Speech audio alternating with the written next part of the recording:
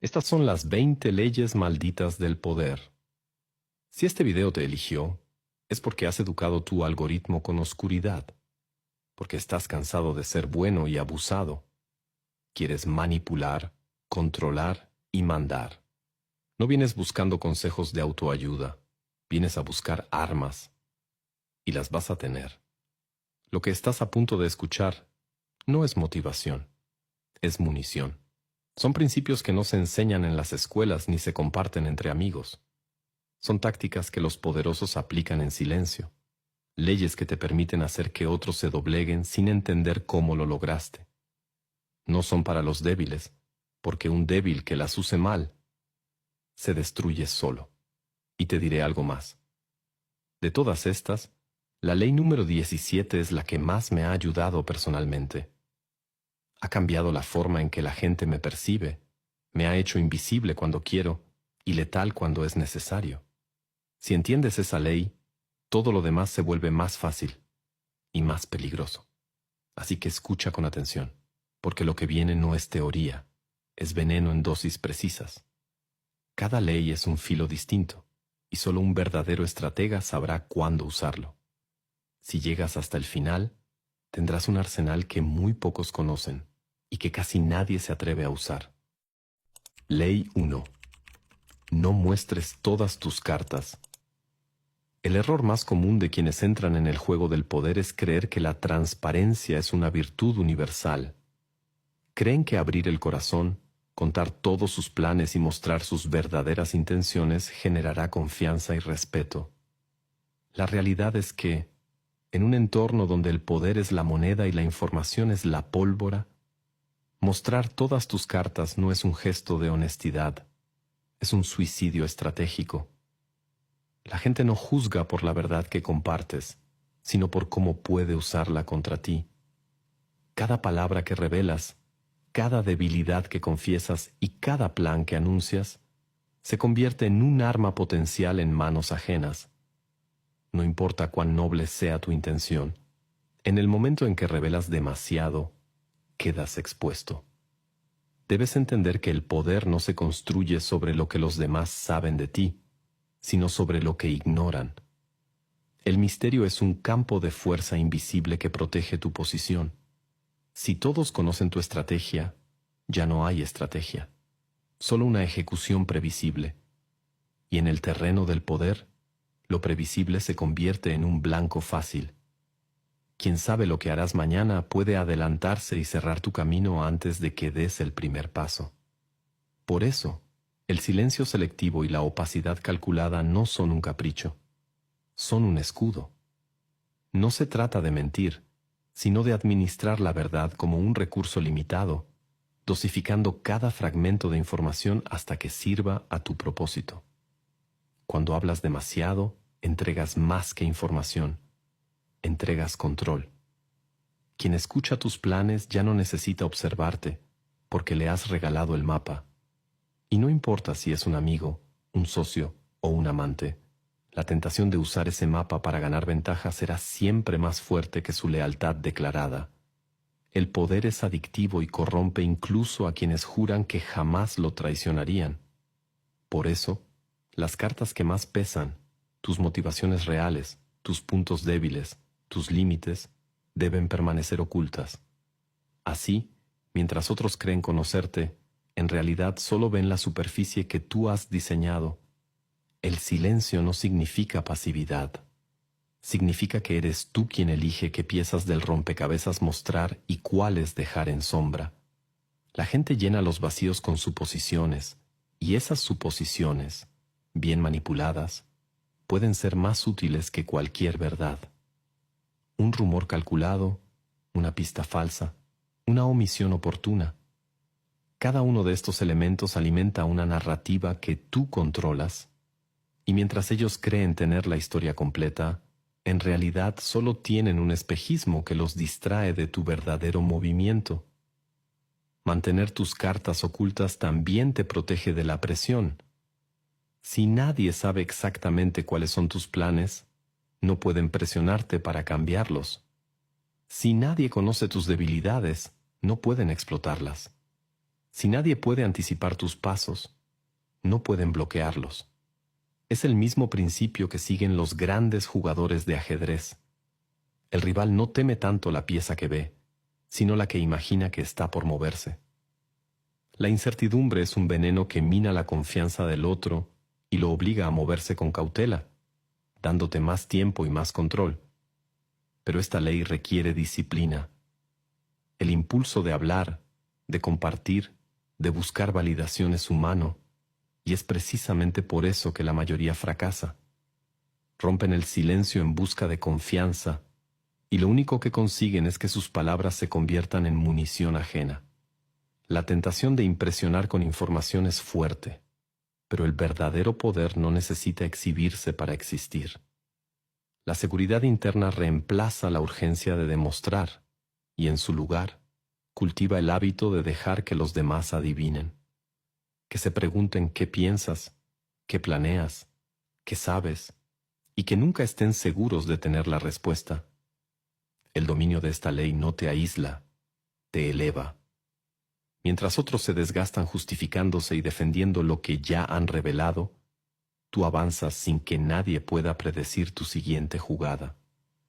Mientras ellos viven reaccionando a las consecuencias de sus palabras, tú diseñas el terreno en silencio. Y es entonces, cuando todos creen que te han leído, cuando lanzas el movimiento que nadie esperaba, porque el verdadero golpe no es el que se ve venir, sino el que llega desde donde nadie pensaba que existía peligro. En el juego del poder, quien se desnuda primero pierde la partida. Mantén tus cartas cerca del pecho, incluso cuando el otro te ofrezca las suyas. Recuerda que su aparente franqueza puede ser una trampa diseñada para que tú bajes la guardia, que el otro hable, que se exponga, que te muestre su juego. Y cuando llegue tu turno, entrega solo lo que necesites para mantener la ilusión. Porque el día que muestres todas tus cartas será el día en que tu destino deje de estar en tus manos. Ley 2. Usa el miedo antes que la admiración. El respeto que nace de la admiración es frágil. Depende de que el otro siga viendo en ti algo digno de alabanza, y eso se puede desgastar, deformar, o incluso volverse contra ti cuando las expectativas no se cumplen. En cambio, el respeto que nace del miedo es como una piedra fría. No cambia de forma con el tiempo y no se quiebra con un mal momento. La admiración es un contrato voluntario. El miedo es una marca que se graba en el instinto más primitivo del otro. Por eso, si buscas que tu poder sea sólido y no una ilusión, empieza por crear una sombra en la mente de quien te observa. El miedo no necesita gritos ni violencia visible. De hecho, la forma más eficaz de imponerlo es sin levantar la voz, sin mostrar la amenaza de forma directa. El verdadero miedo se siembra con señales sutiles, con una calma que no encaja con el peligro latente que la otra persona siente que podrías desatar en cualquier momento. Una pausa demasiado larga antes de responder, una mirada que no se aparta, un silencio que corta la respiración. Cuando la gente no entiende tus límites, pero intuye que traspasarlos sería un error, empiezas a ocupar un lugar distinto en su jerarquía mental. Quien busca ser admirado debe exhibir logros, demostrar habilidades, ganarse el aplauso. Esto lo hace predecible, porque siempre estará obligado a mostrarse y a buscar validación. Pero quien busca ser temido puede permitirse el lujo de no exhibir nada. El misterio se convierte en su aliado. El otro no sabe de lo que eres capaz, solo que podrías ser capaz de todo. Y en esa incertidumbre nace el control, porque el miedo es un contrato sin firma. El otro acepta no cruzar ciertas líneas sin que tú tengas que recordárselo. La admiración, además, da confianza al admirado para acercarse demasiado, para querer entenderte, para creer que puede opinar sobre ti.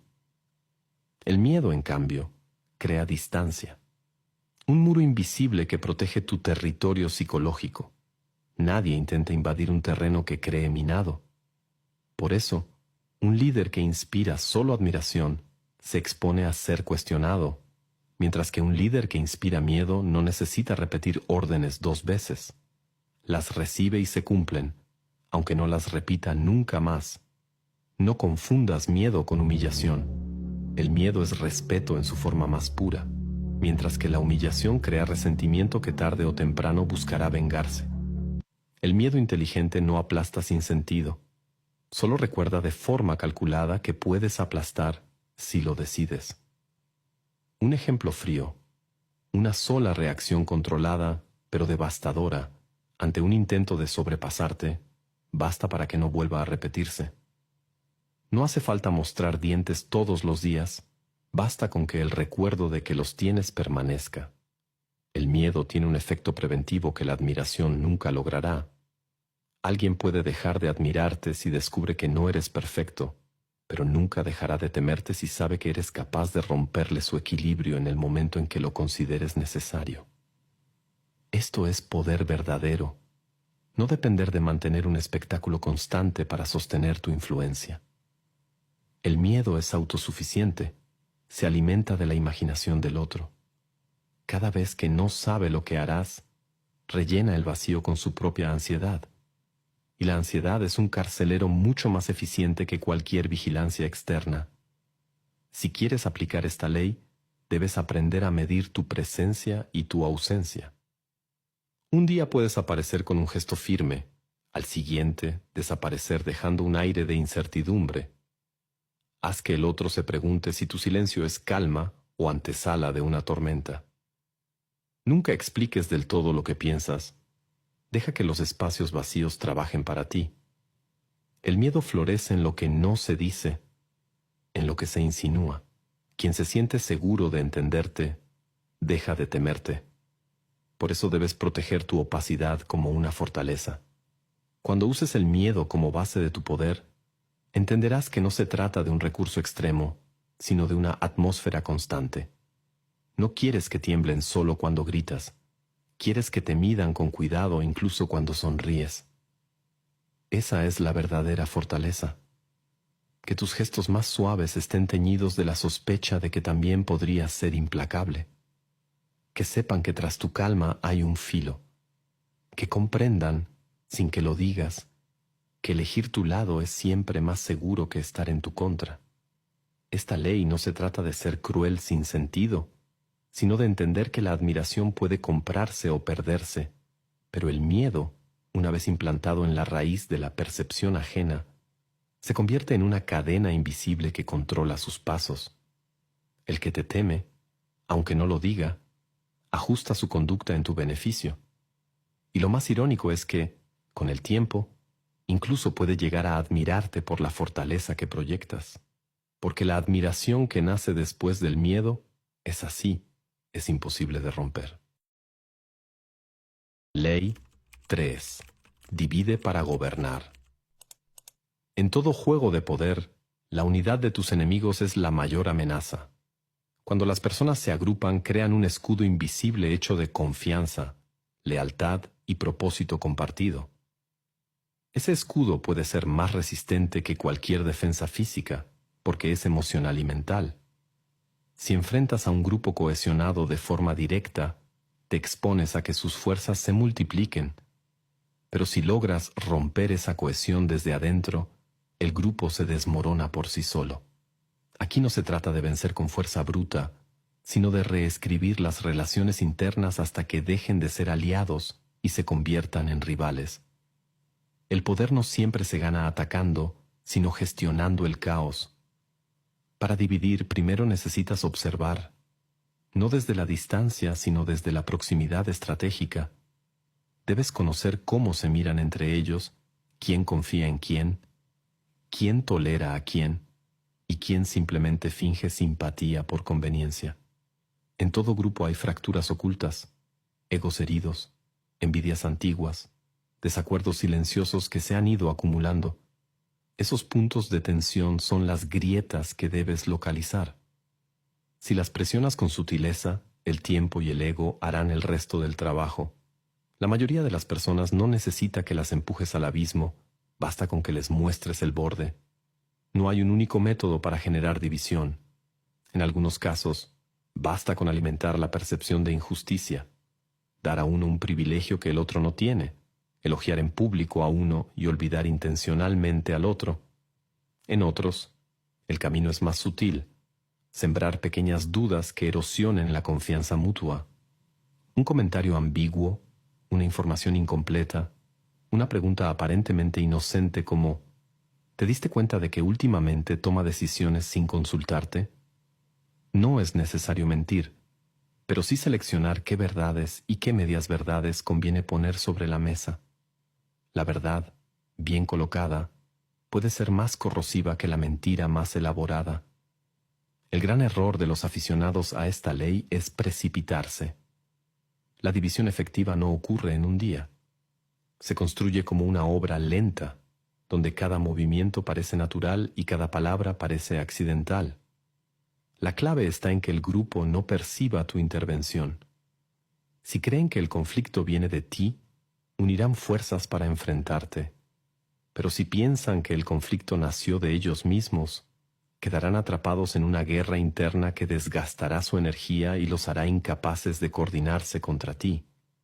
Una vez iniciada la fisura, debes mantenerla viva. El conflicto necesita combustible, información selectiva, interpretaciones tendenciosas, comparaciones que despierten resentimiento. No se trata de que destruyan su relación de inmediato, sino de que empiecen a cuestionarla cada vez más. Al principio, discutirán en privado.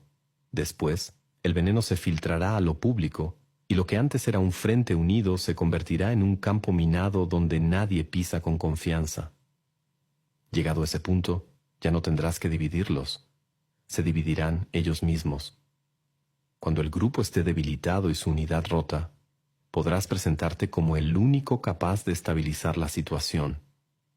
Aquí es donde tu control se vuelve total. Al haberte mantenido como figura neutral, todos te verán como alguien confiable. Te consultarán, buscarán tu mediación, te entregarán poder voluntariamente para resolver la crisis que tú mismo creaste.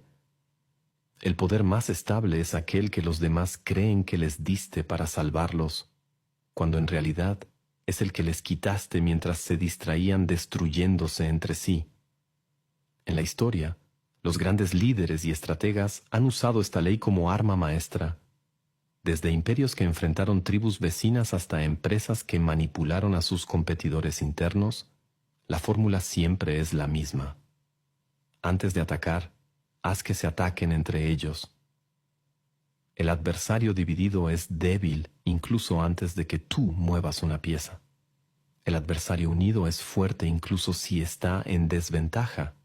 Por eso, tu objetivo nunca debe ser enfrentarte a un bloque sólido, sino convertirlo en un conjunto de piezas sueltas, desconfiadas y frágiles. Recuerda, gobernar no es simplemente mandar. Gobernar es mantener el control incluso cuando no estás presente. Y para eso, necesitas que nadie en tu entorno sea capaz de coordinarse contra ti. No les permitas formar alianzas que no puedas controlar. No dejes que la lealtad crezca entre ellos más de lo que crece hacia ti. Si en algún momento descubres que 2 o más personas se apoyan demasiado, ya tienes una prioridad: romper ese vínculo. No lo hagas con violencia abierta, sino con la precisión de un cirujano que corta donde sabe que el tejido no volverá a sanar igual. Divide para gobernar no es solo una táctica, es una forma de ver el poder.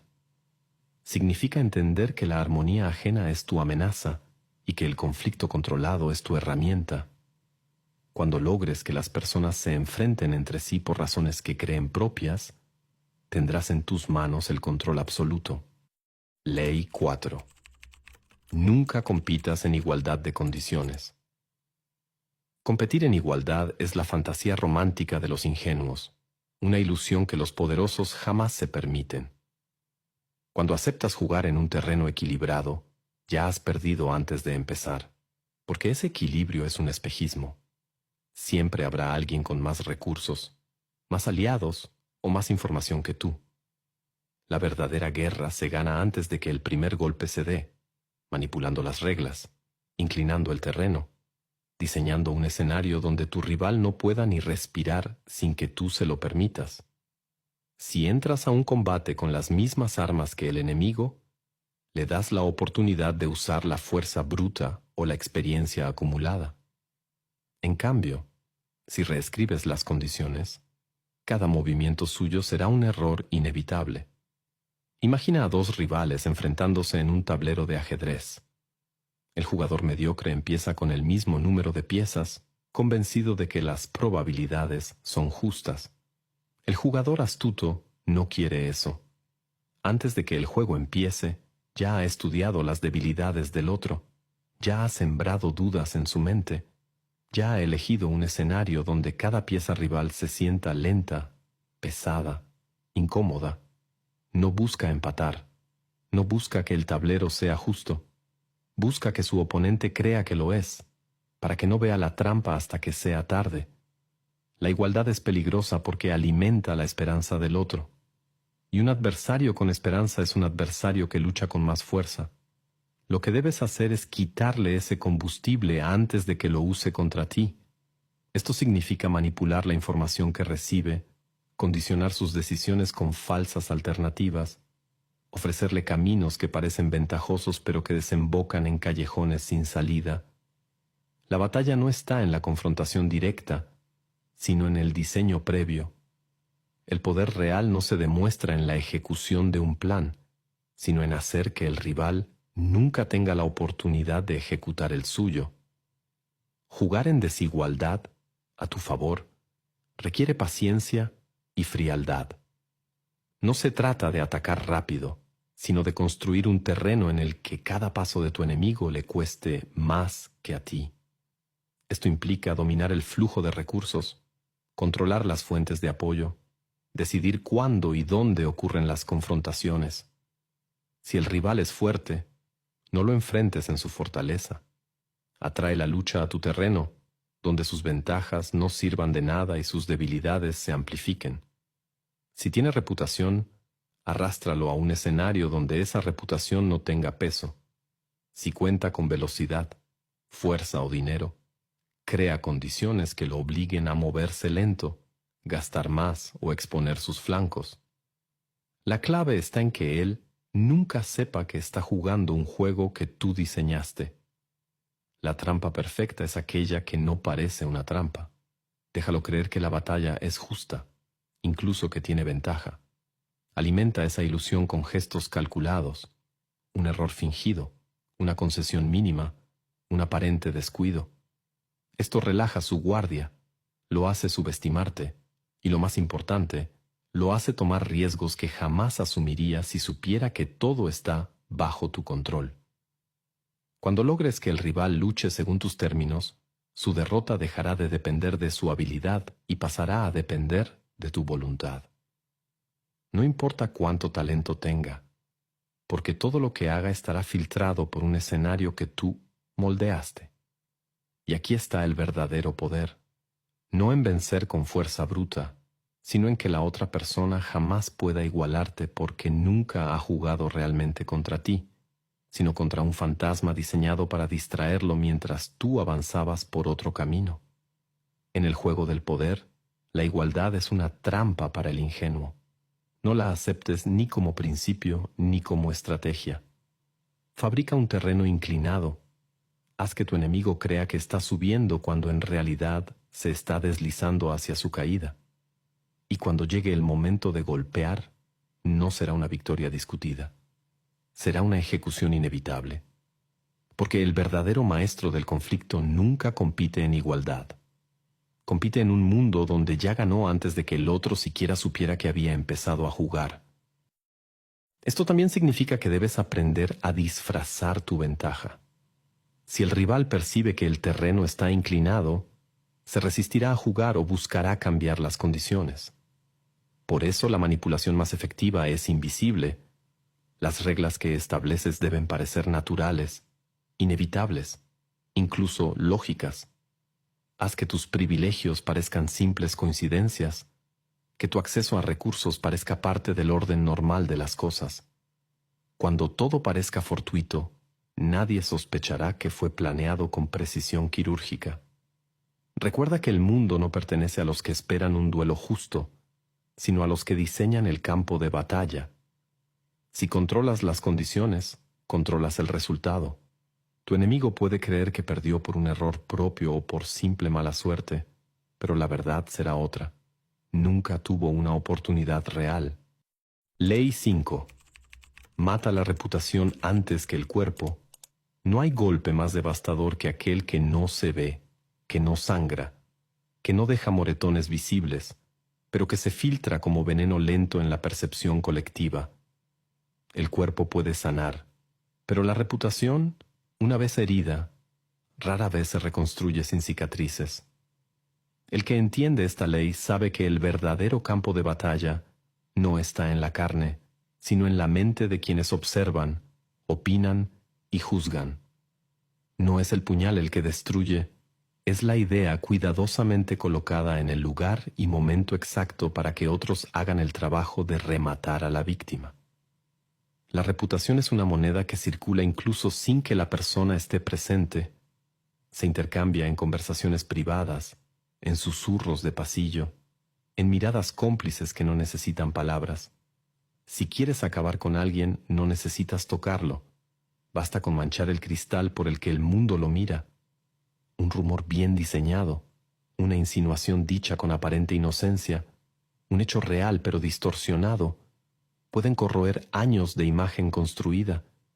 Y lo más letal es que la víctima rara vez sabe cómo ni cuándo empezó el deterioro, solo siente que todo a su alrededor empieza a quebrarse. La ejecución de esta ley requiere precisión quirúrgica. No se trata de inventar historias absurdas que cualquiera pueda desmentir, sino de seleccionar grietas reales y hacerlas visibles, magnificarlas, vestirlas con un relato coherente y presentarlas en la luz más dañina posible. Si esa persona tiene un punto débil, una contradicción, una sombra en su pasado, conviértela en el eje central de su identidad pública. No digas que es corrupto. Muestra una anécdota donde actuó con ambigüedad y deja que los demás lleguen a esa conclusión. No afirmes que es débil. Resalta un momento donde dudó y observa cómo esa imagen crece sola. El golpe a la reputación no siempre necesita ser frontal. De hecho, cuanto más indirecto parezca, más creíble será. Puedes usar terceros como portadores involuntarios de la narrativa, hacer que parezca que la información no viene de ti, sino de una fuente desinteresada. Los rumores más sólidos no son los que grita un enemigo, sino los que susurra un supuesto amigo. Y si logras que la propia víctima reaccione con enojo o desesperación para defenderse, su actitud reforzará la imagen negativa que diseñaste. Cada intento de limpiar su nombre se convertirá en más barro adherido. Esta táctica no se limita a personas. También funciona con organizaciones, familias o grupos enteros. La reputación de un líder, por ejemplo, es también la reputación de su círculo. Atacar la imagen de uno contamina la percepción de todos los que lo rodean. Así, un daño aparentemente dirigido a una sola figura puede colapsar toda una estructura. Y cuando una estructura se tambalea, sus propios miembros empiezan a distanciarse, dejando a la víctima aislada, debilitada y sin aliados. En términos de poder, matar la reputación primero te da una ventaja que la violencia física jamás alcanzará: legitimidad.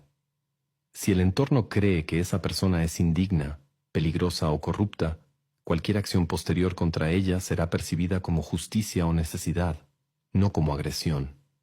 No tendrás que forzar su caída, porque otros se encargarán de empujarla. Y cuando toque el suelo, todos creerán que se lo ganó.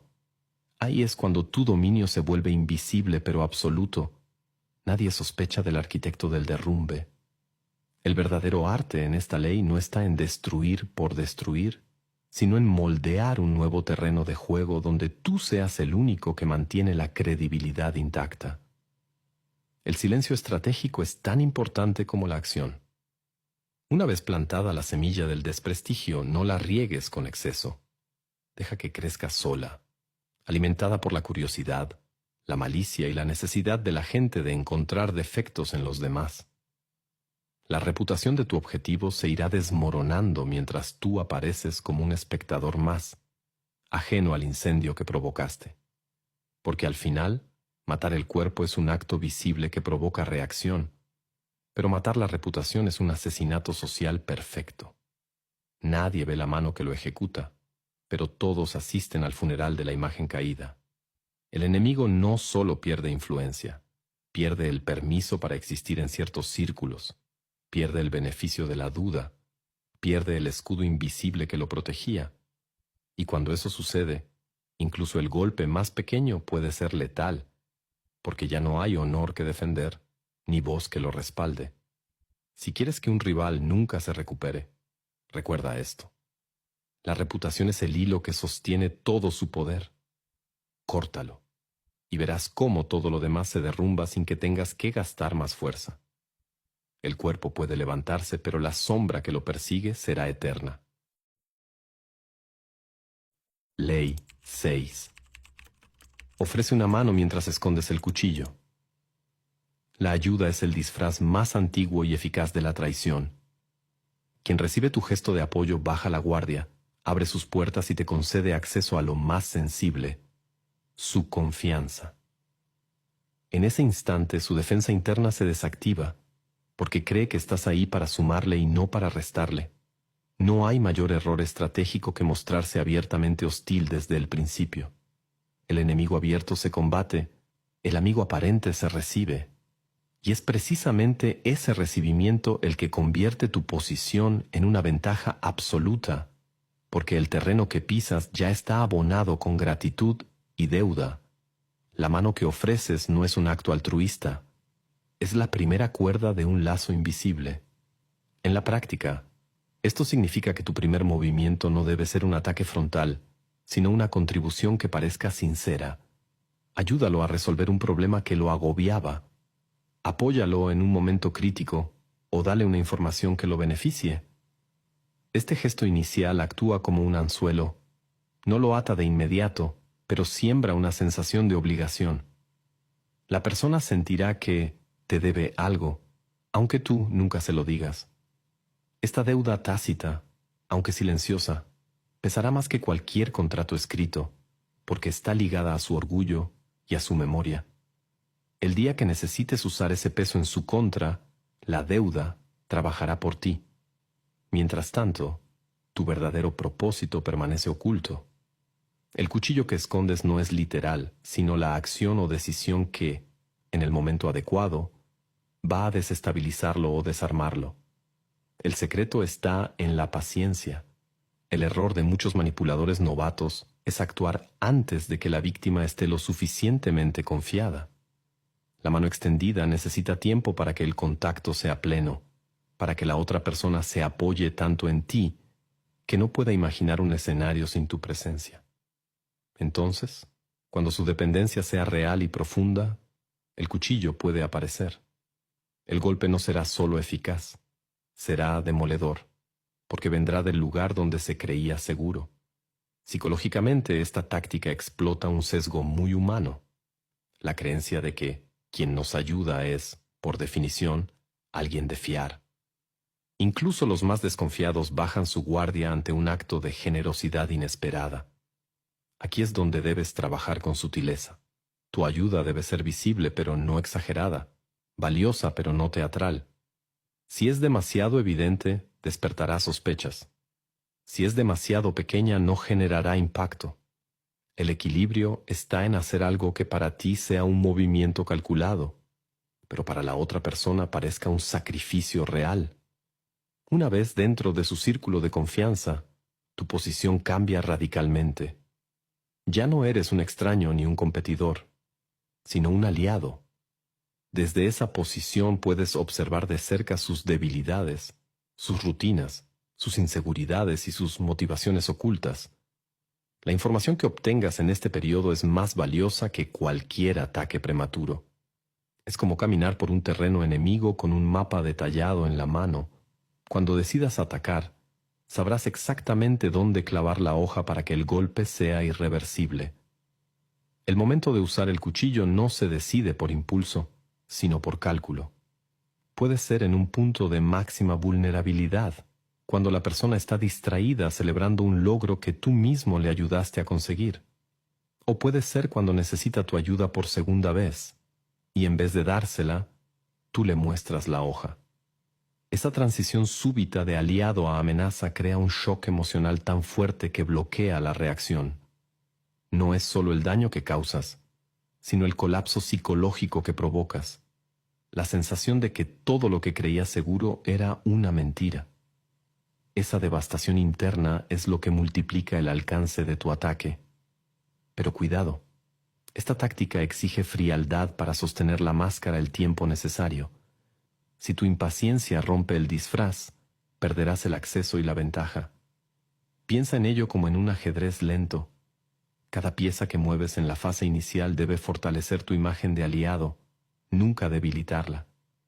Incluso cuando el cuchillo ya esté afilado, no lo muestres ni con gestos ni con palabras. La sorpresa es tu mayor arma, y una vez que la pierdes, el poder se diluye. Recuerda, la mano extendida es la llave que abre la puerta. El cuchillo oculto es la sentencia que cierras tras cruzarla. El poder real de esta ley no está en la violencia del golpe, sino en la precisión del momento, porque no hay defensa posible contra un ataque que viene del mismo lugar que, horas antes, te salvó. Ley 7. Controla la narrativa antes de los hechos. El verdadero poder no nace del músculo ni del dinero, sino de la historia que logras imponer antes de que la realidad tenga tiempo de mostrarse. Quien controla la narrativa domina la percepción, y quien domina la percepción controla las decisiones. Los hechos por sí solos son fríos e inertes. Cobran vida cuando alguien les da un sentido. Ese sentido, si no lo construyes tú, lo construirá otro, y cuando eso ocurra, habrás perdido antes de empezar. Aquí no se trata de la verdad, sino de la primera versión que las personas escuchan, porque la primera versión siempre tiene ventaja sobre cualquier corrección posterior. Cuando tú defines el marco, todo lo que ocurra después será interpretado bajo ese filtro. Si dices que un hombre es un traidor antes de que él pueda explicar sus acciones, cada gesto que haga será visto como traición. Si afirmas que un proyecto es un desastre antes de que empiece, cualquier tropiezo se tomará como prueba. Así es como se controla el terreno mental, no esperando a que los hechos se acomoden, sino moldeando el molde antes de que el yeso se endurezca. Esto significa que tu trabajo empieza antes de la acción, en las conversaciones que nadie cree importantes, en los comentarios lanzados como si fueran casuales, en los rumores sembrados como semillas. La narrativa es un campo de batalla invisible, donde las armas son palabras disfrazadas de observaciones inocentes. El error común es reaccionar a lo que ya se dijo, intentando defenderte o desmentir. Pero cada vez que respondes, juegas dentro del marco del otro. La estrategia superior es la ofensiva preventiva. Lanzar la historia, fijar el contexto, dar nombre a los eventos antes de que tengan uno propio. No dejes que sea el azar quien lo bautice, porque el azar suele estar controlado por los labios de tu enemigo. En la práctica, controlar la narrativa significa diseñar la percepción de tu entorno con una mezcla de anticipación y cálculo. Si sabes que una reunión importante podría volverse en tu contra, siembra antes una historia que te favorezca. Si sabes que una decisión polémica será discutida, filtra tú mismo los detalles que guíen la interpretación. No se trata de mentir descaradamente, sino de seleccionar qué parte de la verdad conviene mostrar y qué parte debe permanecer oculta, al menos hasta que sea inútil para el adversario. Así, aunque los hechos sean los mismos, el significado ya estará a tu favor. Este control no es un acto único, es un flujo constante. La narrativa no se fija una sola vez, sino que debe alimentarse. Cada palabra, cada gesto, cada silencio se convierte en ladrillo de ese edificio mental. Y hay algo más. La gente no busca la verdad, busca coherencia. Si les das un relato que encaje con sus prejuicios y emociones, no necesitarás pruebas sólidas, solo consistencia emocional. Por eso, tu objetivo no es que crean en ti por lógica, sino por comodidad mental. Lo que no incomoda, se acepta. Un enemigo inteligente intentará imponer su versión en paralelo. Aquí es donde debes ir un paso adelante. No basta con tener una historia, debes tener múltiples capas de ella, una oficial para la mayoría, otra más íntima para los aliados clave y una más ambigua para que los indecisos llenen los huecos con lo que más les convenga. Esa ambigüedad calculada te da margen para adaptarte sin que parezca que cambiaste de versión. Recuerda, la narrativa no es una cadena rígida, es una red elástica que atrapa cualquier interpretación y la acomoda a tu favor. La victoria real llega cuando tu adversario se ve obligado a reaccionar bajo tu guión. En ese momento, aunque crea que está contraatacando, en realidad está confirmando tu historia. Si lo acusaste de actuar por desesperación y responde con un ataque frontal, todos dirán que lo hizo por estar desesperado. Si lo describiste como calculador y responde con calma, confirmará tu análisis frío de su carácter. Tú no solo le diste un papel, lo encerraste en él. Esta ley no es para los que esperan que la justicia hable por ellos, es para los que entienden que la justicia es también una historia y que las historias las escriben los que se atreven a hacerlo primero. Controlar la narrativa antes de los hechos no es solo defenderse, es moldear la realidad futura en la mente de los demás antes de que suceda. El que se adelanta a contar decide qué significa lo que está por pasar. Y en un mundo donde las percepciones matan más que las espadas, quien tiene la historia en sus manos, tiene también la victoria asegurada. Ley 8. No dejes crecer a un enemigo. Hay batallas que se ganan antes de empezar, y enemigos que se derrotan antes de que se atrevan siquiera a declararse como tales. El error fatal es pensar que una amenaza es real solo cuando ya te ataca de frente. El verdadero peligro es el que crece en silencio, bajo la fachada de amistad, neutralidad o simple irrelevancia. Ese competidor que hoy parece inofensivo, si se le deja madurar, mañana se convertirá en un adversario con armas, aliados y motivaciones suficientes para querer verte caer. Y lo más irónico es que muchas veces su crecimiento se alimenta de tu propia indiferencia. Un enemigo pequeño es como una semilla en tierra fértil. No importa si hoy parece incapaz de dañarte. Si tiene un mínimo de ambición y tiempo suficiente, germinará. Al principio puede presentarse como un aliado útil, alguien que te respeta, que aprende de ti, que incluso parece ayudarte a crecer. Pero esa cercanía es también una oportunidad para que estudie tus métodos, tus reacciones y tus debilidades. Cada interacción es para él una clase gratuita de cómo destruirte en el futuro. Tú le das acceso, y él convierte ese acceso en un mapa de tus puntos vulnerables. La mente ingenua cree que la ausencia de conflicto es sinónimo de paz. Pero la ausencia de conflicto también puede ser el silencio antes de la tormenta. Quien te sonríe hoy, pero crece en influencia, recursos o reputación en paralelo a ti, puede estar construyendo, ladrillo a ladrillo, el muro que mañana te separará de tu propio territorio. Y cuando finalmente percibas la amenaza, puede que ese muro ya sea tan alto que derribarlo signifique un costo desproporcionado. Debes entender que la fortaleza de un rival se forma mucho antes de que lo consideres un rival. El subordinado que acumula seguidores dentro de tu equipo, el socio que empieza a ganar crédito por tus logros, el amigo que establece conexiones con tus contactos más valiosos, ninguno de ellos es peligroso por lo que es hoy, sino por lo que podría ser si lo dejas avanzar sin freno. Esta ley no se basa en paranoia ciega, sino en la lectura fría de patrones. Si ves señales de consolidación en alguien que podría tener intereses opuestos a los tuyos, actuar temprano es menos cruel que permitir que crezca y luego aplastarlo cuando ya hay demasiadas vidas y relaciones en juego. El contraataque temprano no tiene por qué ser una confrontación abierta. Las maniobras más efectivas suelen ser invisibles para el objetivo. Puedes limitar su acceso a recursos estratégicos sin que lo note, sembrar pequeñas dudas sobre su confiabilidad en los oídos adecuados, redirigir sus ambiciones hacia terrenos que no interfieran con los tuyos. Un enemigo que invierte su energía en conquistar un espacio irrelevante para ti, no está avanzando contra ti, aunque él crea que sí. Esa es la belleza de la manipulación preventiva.